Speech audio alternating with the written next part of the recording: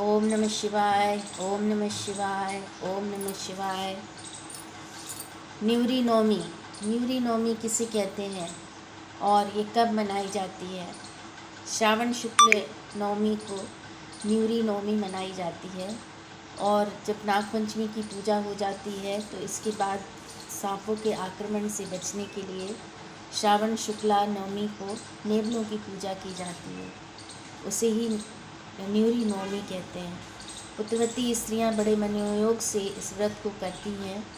स्नान के बाद कलश स्थापना करके गणेश पूजा होती है और सर्वप्रथम कलश स्थापना की जाती है और गणेश जी की पूजा की जाती है और इसमें गुड़ घी का विशेष महत्व रहता है। न्यूरी नवमी की पूजा में उड़द दाल और चने दाल की पीठी बनाई जाती है और उसको भरकर कचौड़ियाँ बनती हैं। इस व्रत का यही भोजन होता है और पूजा के बाद जो कथा होती है वो इस प्रकार की होती है। एक किसान के बच्चों को सांप खा जाता था जन्म लेते ही, तो सांप के भोजन बन जाते थे उसके बच्चे।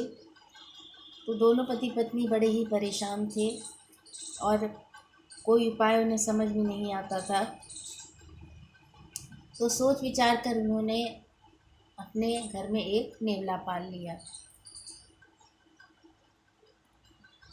तो उस नेवले को पालने के बाद सांप का भय ना रहा, लेकिन एक दिन किसान की पत्नी पति को भोजन लेकर खेत पर गई तो मौका पाकर सांप ने बच्चे को खाने का प्रयास किया। तब नेवले ने सांप के टुकड़े टुकड़े कर डाले और अपनी बहादुरी मालकिन को बताने के लिए खून से सना मुंह लेकर वो द्वार पर बैठ गया। मालकिन आई। नेवले का खून से सना मुंह देखकर उसने सोचा, अरे इसने तो मेरे पुत्र को ही खा लिया और ये यहाँ पर आकर बैठा हुआ है। तो उसने जो अपने मन में सोचा और उसने हाथ के बर्तन जो थे वो उसने नेवले को दे मारे। तो आनन फानन में नेवला तड़प कर मर गया। भीतर जाकर जब स्त्री ने देखा कि उसका बालक तो वहीं खेल रहा है और उसके पास सांप भी मरा पड़ा है, तो उसे अब जब अपनी गलती का एहसास हुआ तब शोक में व्याकुल स्त्री को कहीं शांति नहीं मिली। तो उस दिन से उसको स्वप्न में नेवले ने कहा, जो हो गया उसे भूल जाओ और आज के दिन यदि पुत्रवती माताएं मेरा चित्र बनाकर पूजा करेंगी तो उनकी संतान की रक्षा होगी।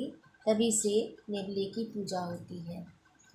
तो इस प्रकार से ये कहानी थी न्यूरी नवमी की। तो न्यूरी नवमी की पूजा भी आप लोग करें और विश्वास से करें। ओम नमः शिवाय। ओम नमः शिवाय। ओम नमः शिवाय।